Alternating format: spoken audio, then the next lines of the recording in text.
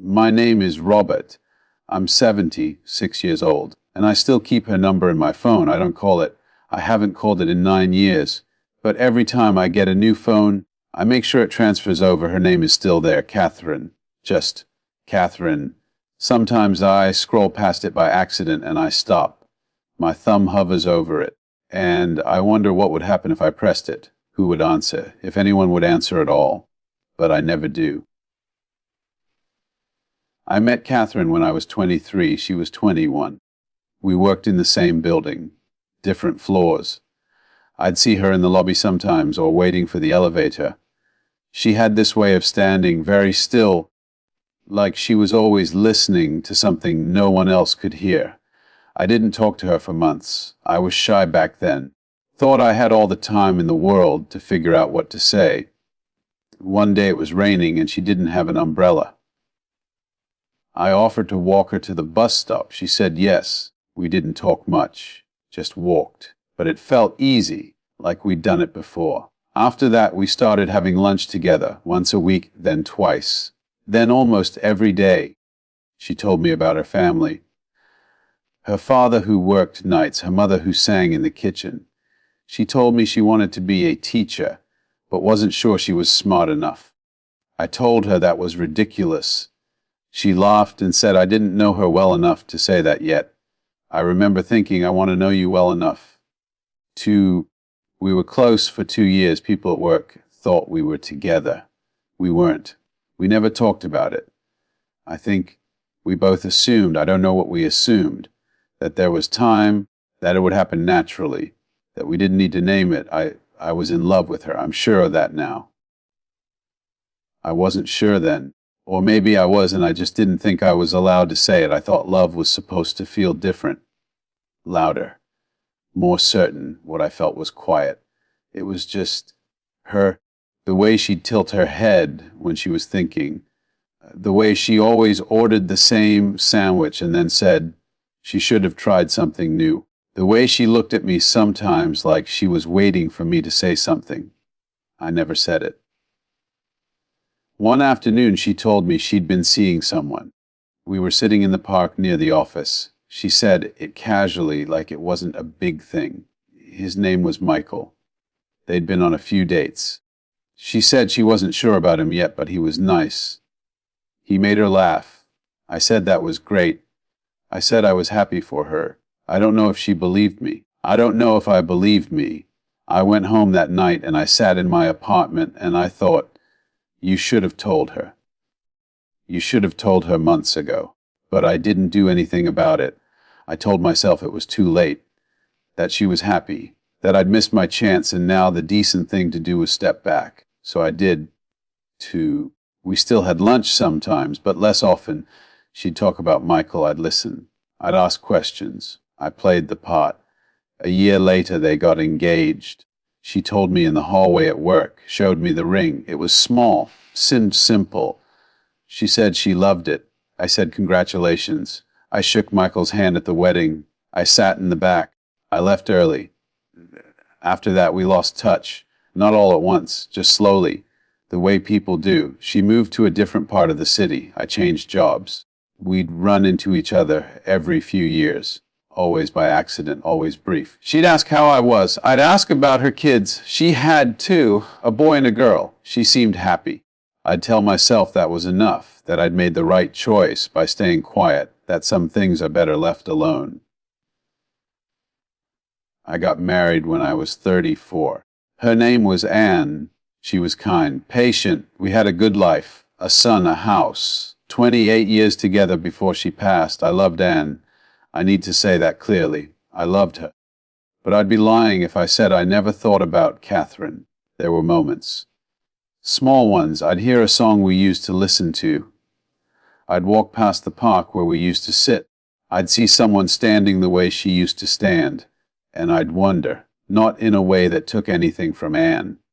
Not in a way that made me want to leave or change anything. Just wonder. What would have happened if I'd said something, if I'd been braver, if I'd trusted what I felt instead of waiting for it to feel different? Anne died 7 years ago. Lung cancer. She never smoked a day in her life. It was fast. 6 months from diagnosis to gone. After she died, I didn't know what to do with myself. My son lives in another state. He calls. He visits, but he has his own life. I started going through old things.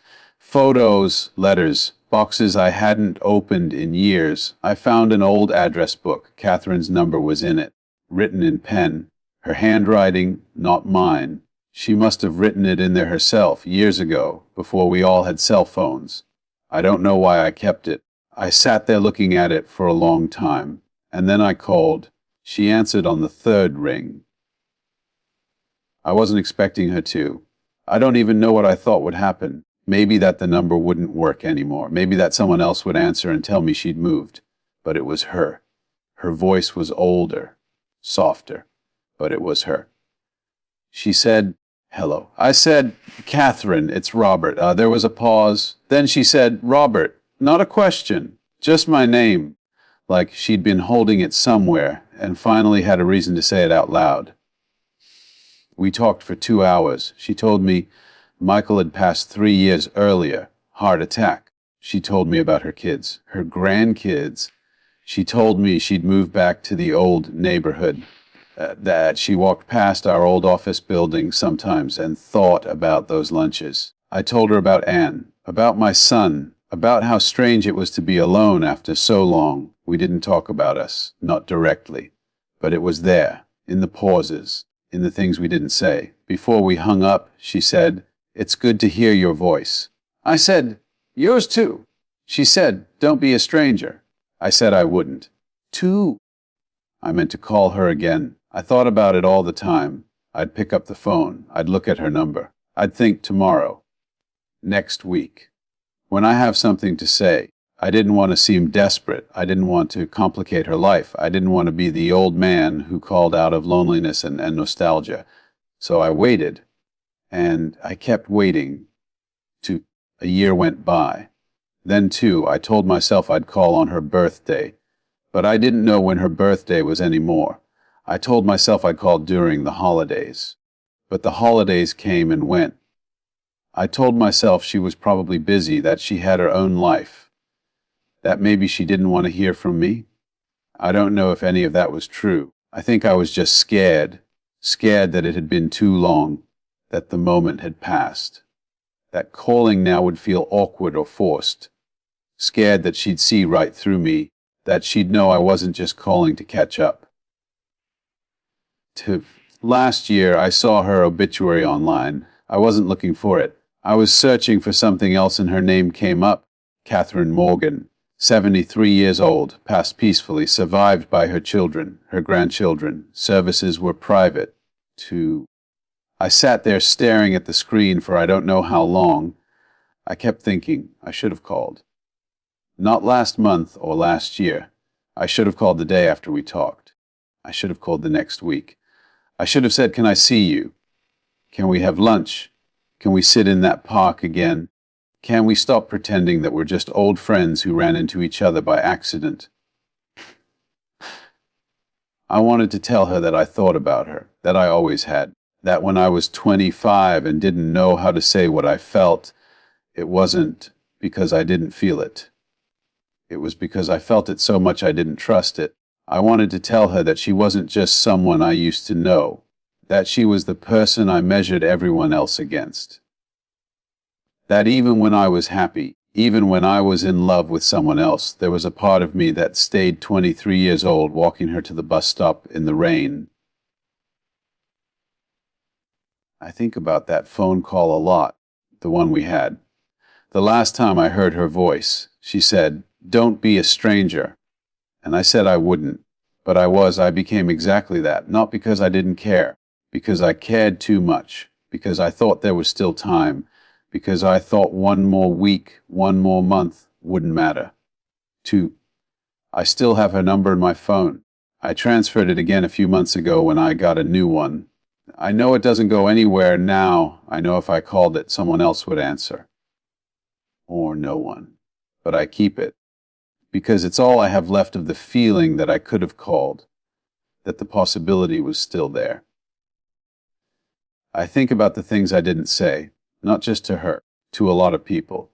I think about all the times I waited because I thought I wasn't ready, or it wasn't the right moment, or I needed to be more sure, and how that waiting became a habit, and how that habit became a life. I'm not telling you this because I figured something out. I'm not telling you this because I learned some lesson I want to pass on. I'm telling you this because I'm 76 years old. And I still keep her number in my phone, and I think about what that means, what it says about me, about how I love people, how I let them go. If you've stayed with me this long, I don't know what to tell you. Maybe you have someone's number you haven't called. Maybe you're waiting for the right time. Maybe you think there's still time. I don't know. I just know that one day there isn't, and you don't get a warning. You just wake up, and it's been 9 years, and all you have left is a name on a screen and the feeling that you should have been braver. To thank you for listening. If this meant something to you, I'd be glad to know. But either way, I'm grateful you were here.